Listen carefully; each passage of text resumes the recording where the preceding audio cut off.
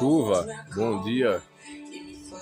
Deus abençoe e nos conceda um ótimo dia, um sábado santo do Senhor, que nos proporcione bênçãos e dádivas. Possamos também reverenciar o nome do santo e eterno Deus Jeová, o Rei da Glória, né?